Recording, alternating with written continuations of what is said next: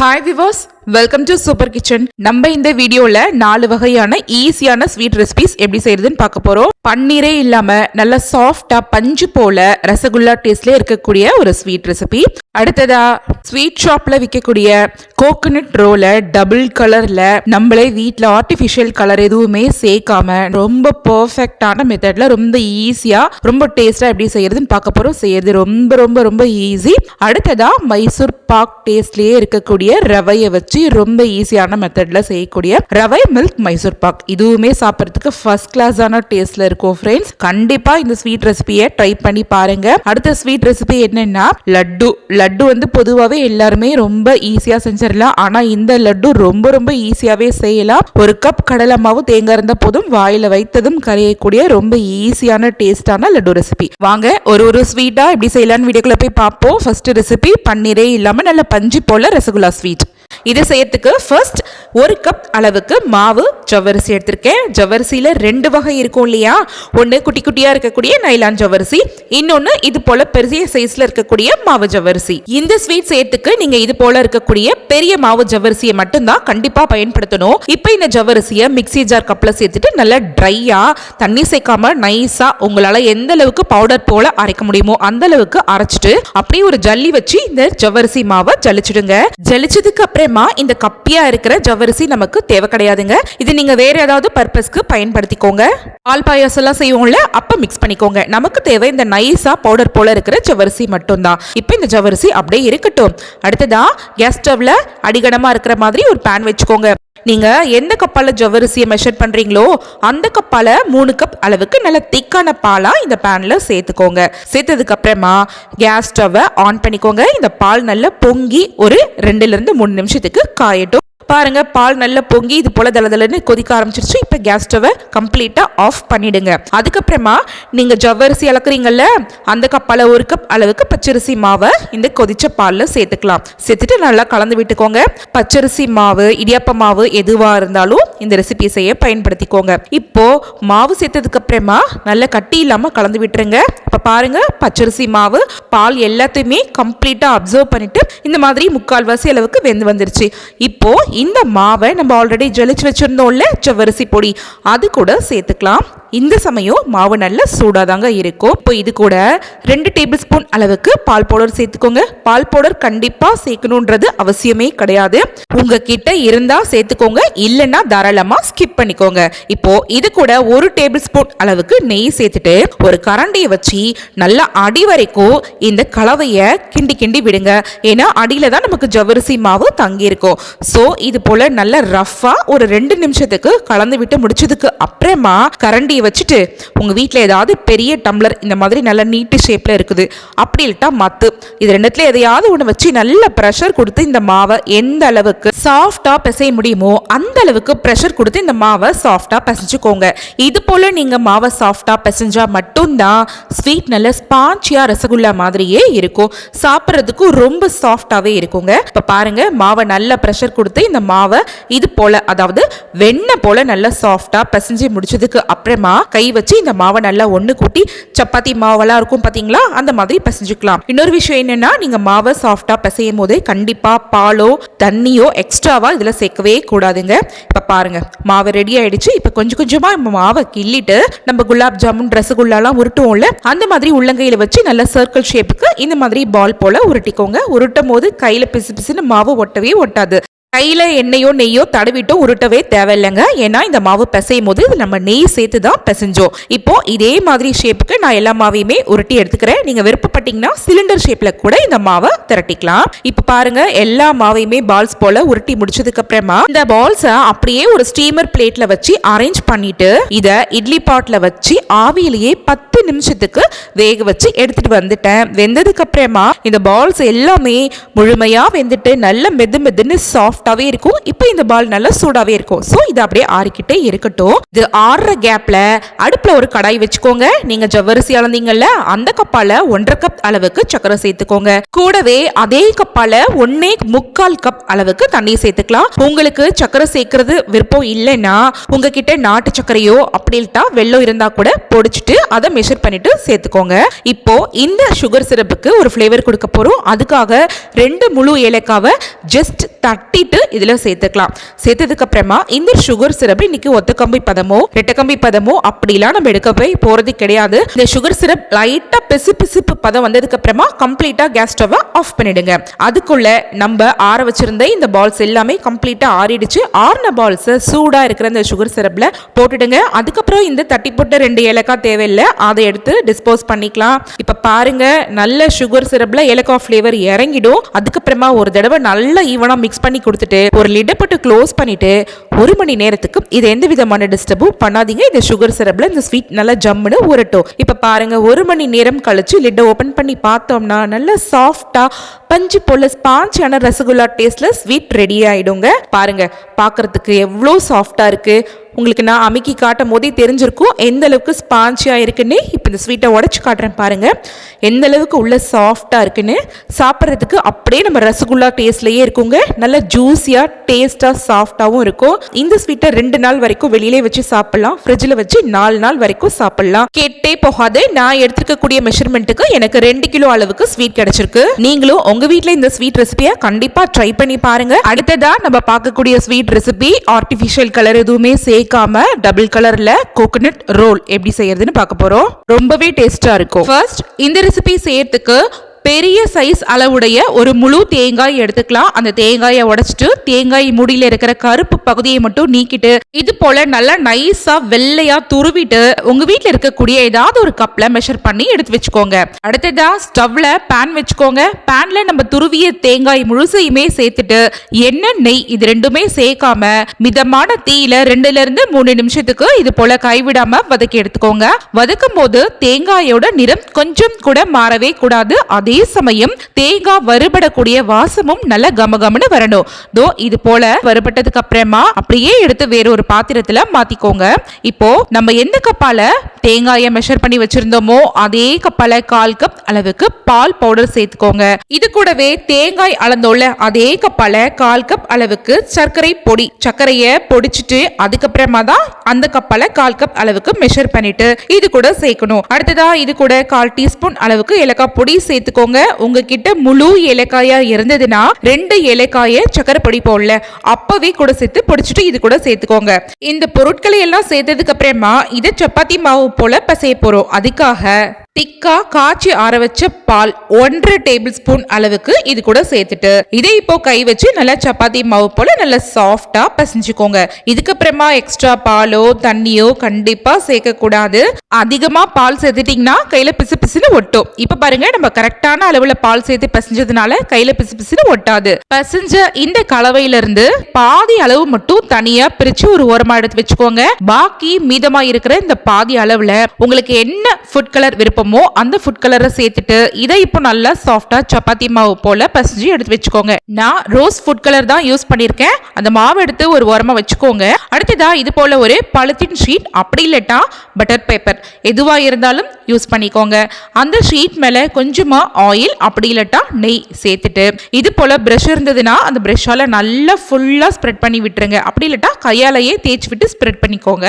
இது மேல கலர் சேர்க்காம ரெடி பண்ணி வச்சிருந்த ஸ்வீட் பேட்டரை எடுத்து வச்சுட்டு கைகளில் கொஞ்சமா ஆயில் அப்படி இல்லட்டா நெய்யை தேய்ச்சி விட்டுட்டு இது மேல நல்லா அழுத்தம் கொடுத்துட்டு எந்த அளவுக்கு ஸ்ப்ரெட் பண்ணி விட முடியுமோ அந்த அளவுக்கு இது போல தோசை மாதிரி ஸ்ப்ரெட் பண்ணி விட்டுக்கோங்க. இப்போ இது மேல இன்னொரு பாலித்தீன் ஷீட் எடுத்துட்டு வச்சுட்டு நம்ம சப்பாத்தி எல்லாம் தேய்ப்போம்ல அந்த ரோலரால ஒரு 1 நிமிஷத்துக்கு மட்டும் அப்ஸ் அண்ட் டவுன்ஸ் இல்லாம இந்த மாதிரி நல்ல லெவலா தேய்ச்சி விட்டு எடுத்துக்கோங்க. இப்ப பாருங்க, தேய்ச்சி விட்டதுக்கு அப்புறமா ஷீட்டை ரிமூவ் பண்ணிட்டோம்னா நல்ல சூப்பரா லெவலா அப்ஸ் அண்ட் டவுன்ஸ் இல்லாம இது ஸ்ப்ரெட் ஆகி வந்திருக்கும். இந்த ஷீட் அப்படியே இழுத்து ஒரு ஓரமா வச்சிருங்க. அடுத்ததா அதே மாதிரி இன்னொரு ஷீட்ல கலர் சேர்த்த மாவை வச்சுட்டு ஃபர்ஸ்ட் எப்படி கலர் சேர்க்காத மாவை தோசை மாதிரி திரட்டணுமோ அதே போல இந்த கலர் சேர்த்த மாவையுமே திரட்டி ரெடி பண்ணிக்கலாம். சேம் ப்ராசஸ், அதை செஞ்ச மாதிரி இதையும் செய்யணும். இப்போ இதுக்கும் மேல உள்ள இந்த ஷீட்டை ரிமூவ் பண்ணி எடுத்துருங்க. இப்ப நம்ம already white colour sweet ready பண்ணோம்ல, அந்த ஸ்வீட்டுக்கும் மேல நெக்ஸ்ட் நம்ம ரெடி பண்ண இந்த கலர் ஸ்வீட்டை வச்சுட்டு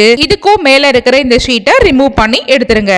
இப்போ இந்த ஸ்வீட்டை ரோல் பண்ண போறோம். ஃபர்ஸ்ட் இந்த ஸ்வீட்டோட எட்ஜை ஃபோல்ட் பண்ணிட்டு கிராக்ஸ் இல்லாத மாதிரி நல்ல பிரஷர் கொடுத்துட்டு நல்லா இந்த மாதிரி பிரஸ் பண்ணி விடுங்க. அதுக்கப்புறமா இந்த பாலித்தீன் ஷீட்டை யூஸ் பண்ணியே கிராக் இல்லாத மாதிரி டைட்டா ஃபோல்ட் பண்ணி விடுங்க. ஃபோல்ட் பண்ணி முடிச்சதுக்கு அப்புறமா நல்லா ஈவனா ரொட்டேட் பண்ணி விடுங்க. இந்த சமயத்துல கிராக்ஸ் இல்லாத மாதிரி பாத்துக்கோங்க. இப்ப அதே ஷீட்டாலேயே மறுபடியும் இந்த ஸ்வீட்டை டைட்டா ராப் பண்ணி விடுங்க. இதெல்லாம் செய்ததுக்கு அப்புறமா இந்த ஸ்வீட் பார்க்கும்போது கரெக்டா பெர்ஃபெக்ட்டான ஒரு சிலிண்டர் ஷேப்ல வந்துடும். இப்போ ரெடியான இந்த ஸ்வீட்டை ஃப்ரிட்ஜ்ல ஃப்ரீசர்ல 10 நிமிஷத்துக்கு மட்டும் சில் பண்ணி எடுத்துட்டு வந்துடலாம். 10 நிமிஷம் முடிஞ்சதுக்கு அப்புறமா ஸ்வீட்டை ஃப்ரிட்ஜ்ல இருந்து வெளியில எடுத்துருங்க. அதுக்கப்புறமா இந்த ஸ்வீட்டுக்கு மேல இருக்கிற இந்த பாலித்தீன் ஷீட்டையுமே ரிமூவ் பண்ணி எடுத்துருங்க. இது போல ஸ்வீட்டை சில் பண்ணிட்டு அதுக்கப்புறமா கட் பண்ணும்போது ஸ்வீட் கட் பண்றதுக்கு ஏதுவான ஷேப்லயே இருக்கும். இப்ப பாருங்க ஸ்வீட்டை கட் பண்ண போறோம். ஸ்வீட் பாருங்க கட் பண்றதுக்கு ரொம்ப வாட்டமாவும் நல்ல சாஃப்டாவும் இருக்கும். ஸ்வீட்டோட ஷேப்பும் ரொம்ப பெர்ஃபெக்ட்டான ஒரு ரோல் ஷேப்லயுமே கிடைக்கும். பாருங்க ஸ்வீட் கட் பண்ணும் போதே ஸ்வீட் எந்த அளவுக்கு ரொம்ப சாஃப்ட் அண்ட் ஸ்மூத்தாவே இருக்குதுன்னு. இந்த ஸ்வீட்டை வெளியிலே வச்சு 2 நாள்ல இருந்து 3 நாள் வரைக்கும் சாப்பிடலாம். ஃப்ரிட்ஜ்ல ஸ்டோர் பண்ணி வச்சு 5 நாள் வரைக்கும் சாப்பிடலாம். கெட்டே போகாது. ஓகே ஃப்ரெண்ட்ஸ், நீங்களும் இந்த டபுள் கலர்ல இருக்கிற இந்த சூப்பரான கோகனட் ரோல் ஸ்வீட்டை உங்க வீட்டுல தேங்காய் இருக்கும் போதெல்லாம் கண்டிப்பா செஞ்சு சாப்பிடுங்க. மீண்டும் மீண்டும் செய்து சாப்பிடும் போலவே இருக்கும். அந்த அளவுக்கு டேஸ்ட் ரொம்பவே சூப்பரா இருக்கும். அடுத்ததா நம்ம பார்க்கக்கூடிய ஸ்வீட் ரெசிபி மைசூர் பாக் டேஸ்ட்லயே இருக்கக்கூடிய ரவா மில்க் மைசூர் பாக். ரொம்ப சாஃப்டா டேஸ்டா எப்படி செய்யலாம்னு பார்க்கலாம். இந்த ஸ்வீட் செய்யறதுக்கு ஃபர்ஸ்ட் ஒரு அடிகனமா இருக்கிற பேனை அடுப்புல வச்சுக்கலாம். இப்போ கேஸ் ஸ்டவ் ஆன் பண்ணிட்டு நான் இந்த கப்பால 1/2 கப் அளவுக்கு ஃப்ளேவர் இல்லாத ஆயில் இதுல சேர்த்துக்கிறேன். இதுல 2 டீஸ்பூன் அளவுக்கு நெய் சேர்த்துக்கோங்க. இப்போ இந்த ஆயிலும் நெய்யும் நல்லா மெல்ட் ஆயிட்டு இது போல ஒன்னோட ஒன்று நல்லா மிக்ஸ் ஆனதுக்கு அப்புறமா நம்ம எந்த கப்பால எண்ணெயை மெஷர் பண்ணமோ அந்த கப்பால 1 கப் அளவுக்கு வறுத்த ரவை வறுக்காத ரவை உங்ககிட்ட எது இருந்தாலும் சேர்த்துக்கோங்க. எந்த ரவையா இருந்தாலும் நம்ம இதை ஒரு தடவை வறுக்கதான் போறோம். நான் வறுக்காத ரவை தான் சேர்த்திருக்கேன். இப்போ இந்த ரவைய மிதமான தீயில 3 நிமிஷத்துக்கு நல்லா வறுத்து எடுத்துக்கோங்க. இந்த எண்ணெயில சேர்த்து வறுப்படக்கூடிய ரவை மேற்கொண்டு பொரிஞ்சு நல்ல வெண்மை நிறத்துக்கு வர அளவுக்கு வறுத்துக்கணும். இது போல ரவையை நல்லா வறுத்துட்டு செய்யும் போதுதான் ஸ்வீட் நாள் பட வச்சு சாப்பிட்றதுக்கு ஏதுவா இருக்கும். அடுத்ததான் நம்ம ஆயில் அளந்தோம்ல, அந்த கப்பால 1 கப் அளவுக்கு மில்க் பவுடர் இதுல சேர்த்துக்கலாம். சேர்த்ததுக்கு அப்புறமா கேஸ் ஸ்டவ் கம்ப்ளீட்டா ஆஃப் பண்ணிடுங்க. ஆஃப் பண்ணதுக்கு அப்புறமா வறுப்பட்ட இந்த ரவையோட இந்த மில்க் பவுடரை சேர்த்துட்டு நல்ல ஒன்னோட ஒன்று கட்டிகள் இல்லாத மாதிரி இது போல நல்லா ஈவனா மிக்ஸ் பண்ணி விட்டுக்கோங்க. இப்போ வரைக்குமே நான் கேஸ் ஸ்டவ்வை ஆஃப்ல தான் வச்சுட்டு இந்த வேலையை செய்யறேங்க. நல்ல இது மாதிரி கலந்து விட்டதுக்கு அப்புறமா இந்த கலவையை எடுத்துட்டு அப்படியே வேற ஒரு தட்டுக்கு மாத்திக்கலாம். பாருங்க ரவையும் பால் பவுடரும் எந்த அளவுக்கு ஈவனா மிக்ஸ் ஆயிருக்குன்னு. இத வேற ஒரு தட்டுக்கு மாத்தியாச்சு. இந்த கலவை அப்படியே இருக்கட்டும். அடுத்ததா நம்ம ஆல்ரெடி வறுத்தோம்ல, அதே பேன்லயே 1 கப் அளவுக்கு தண்ணியும் 1 கப் அளவுக்கு சர்க்கரையும் சேர்த்துக்கலாம். சேர்த்ததுக்கு அப்புறமா கேஸ் ஸ்டவ் ஆன் பண்ணிட்டு மிக்ஸ் பண்ணிக்கோங்க. உங்களுக்கு வெள்ளை சர்க்கரை சேர்க்கறதுல விருப்பம் இல்லைன்னா நாட்டு சர்க்கரை, அப்படி இல்லட்டா வெள்ளத்தை கூட பொடித்துட்டு மிக்சர் பண்ணிட்டு சேர்த்துக்கோங்க. இப்போ இந்த சர்க்கரை தண்ணி நல்லா இது போல கொதிச்சு வந்தாலே போதும். பாகுபதம்லாம் எதுவுமே தேவையில்லை. இப்போ இந்த ஸ்டேஜ்ல நம்ம ஆல்ரெடி ரவையும் பால் பவுடரும் மிக்ஸ் பண்ணி வச்சிருந்தோம்ல, அந்த கலவையை இதுல கொஞ்சம் கொஞ்சமா சேர்த்துட்டு மீடியமான ஃப்ளேம்ல கைவிடாம ஒரு 3-4 நிமிஷத்துக்கு கலந்து விட்டுக்கோங்க. இந்த ஸ்வீட் செய்யறதுக்கு இதுல நம்ம அதிகமா நெய் சேர்க்க போறது கிடையாது. நம்ம ஃபர்ஸ்ட் ஸ்டேஜா 2 டீஸ்பூன் நெய் சேர்த்தோம்ல, அவ்வளோதான். கடைசி வரைக்கும் இனிமே நம்ம நெய் சேர்க்கவே போறது கிடையாது. இந்த ஸ்வீட்டுக்கு 1/2 கப் அளவுக்கு ரீஃபைண்ட் ஆயில் மட்டும் தான் நம்ம இதுல சேர்த்திருக்கோம். இப்ப பாருங்க ரவை பால் பவுடர் கலவையை சேர்த்து 4 நிமிஷத்துக்கு மிக்ஸ் பண்ணி முடிச்சதுக்கு அப்புறமா இதுல சேர்த்திருக்கக்கூடிய ரவை நல்லா இந்த சக்கரை தண்ணியில வெந்துட்டு இது போல தளதளட்டு கொதிச்சு வர ஆரம்பிக்கும். மேற்கொண்டு இந்த ஸ்வீட் நல்ல டேஸ்டா இருக்கணும்னு நினைச்சீங்கன்னா நம்ம எண்ணெய் அளந்தோம்ல, அந்த கப்பால ஒரு 1/2 கப் அளவுக்கு திக்கான பாலை இதுல சேர்த்துட்டு கலந்து விட்டுக்கோங்க. இது ஆப்ஷன் தான். ஏன்னா நம்ம ஆல்ரெடி இதுல பால் பவுடர் சேர்த்திருக்கோம். பால் தேவைப்பட்டா சேர்த்துக்கோங்க, தேவையில்லைன்னா ஸ்கிப் பண்ணிக்கோங்க. இப்ப பாருங்க ஃபைனலா பால் சேர்த்ததுக்கு அப்புறமா ஒரு 3 நிமிஷத்துக்கு கைவிடாத இந்த ஸ்வீட்டை கலந்தோம்னா ஃபைனலா பேன்ல ஒட்டாம இந்த ஸ்வீட் நல்ல ஹல்வா கன்சிஸ்டன்சி போல திரண்டு வர ஆரம்பிச்சிரும். இப்போ ரெடி ஆயிடுச்சு நம்மளுடைய Christmas special rava milk Mysore pak. பாருங்க எந்த அளவுக்கு ஸ்வீட் நல்லா சாஃப்டா இருக்குன்னு. சூடா இருக்கிற இந்த ஸ்வீட்டை எண்ணெய் தடவுன ட்ரேல சேர்த்துக்கோங்க. உங்ககிட்ட இந்த மாதிரி ட்ரே இல்லைன்னா ஸ்டெயின்லெஸ் ஸ்டீல் பிளேட்ல கூட தாராளமா இந்த ஸ்வீட்டை சேர்த்துக்கலாம். சேர்த்ததுக்கு அப்புறமா இது போல ஒரு ஸ்பிளாச்சுலாவோ அப்படி இல்லட்டா கரண்டி வச்சு மேல நல்லா சமனா இது போல தட்டி விட்டுக்கோங்க. இப்போ இந்த ஸ்வீட் நல்லா சூடா இருக்கும் இல்லையா, இது ரூம் டெம்பரேச்சருக்கு கம்ப்ளீட்டா ஆறி வந்ததுக்கு அப்புறமா இது போல ஒரு கத்தியை வச்சு இந்த ஸ்வீட்டை நாலா பக்கமும் கீறி விட்டுக்கலாம். இந்த மாதிரி செய்யறதுனால ஸ்வீட் ட்ரேல இருந்து வெளியில வரதுக்கு ரொம்ப ஈஸியாவே இருக்குங்க. இப்போ ட்ரேயை கவிழ்த்தி விட்டு ஸ்வீட்டை வெளியில எடுத்துடலாம். இப்போ லைட்டா டேப் பண்ணாலே போதும், ஸ்வீட் அழகா வெளியில வந்துடும். இப்போ இந்த ஸ்வீட்டை விருப்பப்பட்ட ஷேப்ல கட் பண்ணிக்கலாம். நான் கடைகளில் விற்கக்கூடிய நெய் மைசூர் பாக்லாம் இருக்கும் பாத்தீங்களா, அந்த ஷேப்ல கட் பண்ணிக்கிறேன். உங்களுக்கு என்ன விருப்பமோ அந்த ஷேப்ல நீங்க கட் பண்ணிக்கோங்க. இப்போ ரெடி ஆயிடுச்சு ஃபைனலா ரவா மில்க் மைசூர் பாக். பாருங்க உடைச்சு காட்டுறேன் எந்த அளவுக்கு ரொம்ப சாஃப்டா இருக்கு. சாஃப்டா இருக்கிறது மட்டும் இல்லைங்க, சாப்பிட்றதுக்கு ரொம்ப ரொம்ப ரொம்ப டேஸ்டாவும் இருக்கும். இந்த ஸ்வீட்டை வெளியிலே வச்சு 2 நாள் வரைக்கும் சாப்பிடலாம். ஃப்ரிட்ஜில் ஸ்டோர் பண்ணி வச்சு 5 நாள் வரைக்கும் சாப்பிடலாம், கெட்டே போகாது. இந்த ஸ்வீட் ரெசிபியை நீங்களும் உங்க வீட்ல கண்டிப்பா ட்ரை பண்ணி பாருங்க. எல்லாருமே ரொம்ப லைக் பண்ணி சாப்பிடுவாங்க. அடுத்ததா நம்ம பார்க்கக்கூடிய ஸ்வீட் ரெசிபி, 1 கப் கடலை மாவு, தேங்காய் துருவல் இருந்தா 10 நிமிஷத்துல வாயில வைத்ததும் கரையக்கூடிய ஈஸியான லட்டு ரெசிபி. ஃபர்ஸ்ட் இந்த ரெசிபி செய்யறதுக்கு ஸ்டவ்ல ஒரு அடிகனமா இருக்கிற மாதிரி ஒரு பேன் வச்சுக்கோங்க. அதுல 1/2 கப் அளவுக்கு சர்க்கரை சேர்த்துக்கலாம். கூடவே சர்க்கரையில 1/2 கப் அளவுக்கு தண்ணி சேர்த்துக்கோங்க. இதுல கொஞ்சமா ஆரஞ்சு ஃபுட் கலர் ஒரு பிஞ்ச் அளவுக்கு சேர்த்துக்கிறேங்க. உங்களுக்கு ஃபுட் கலர் சேர்க்கறதுல விருப்பம் இல்லைன்னா நீங்க கலர் சேர்க்கறத தவிர்த்திடுங்க. நீங்க சர்க்கரைக்கு பதிலாக நாட்டு சர்க்கரை வெல்லம் இருந்தா கூட தாராளமா இந்த ரெசிபி செய்ய பயன்படுத்திக்கலாம். இப்போ இந்த சர்க்கரையை இந்த தண்ணியில நல்லா கரைக்க போறோம். பாகுபதம்லாம் எதுவுமே எடுக்க தேவையில்லைங்க. சர்க்கரை நல்லா கரைஞ்சி கொதிச்சு வந்தாலே போதும். இப்போ கேஸ் ஸ்டவை கம்ப்ளீட்டா ஸ்விட்ச் ஆஃப் பண்ணிட்டு இந்த சுகர் சிரப்பை வேற ஒரு பாத்திரத்துல மாத்திக்கோங்க.